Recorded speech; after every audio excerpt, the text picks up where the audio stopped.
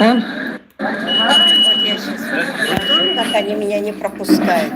Стали вот рыбки. Он проверяет мой этот Сталина и красный флаг. Посмотрите, кого-то он позвал. Сегодня же день победы.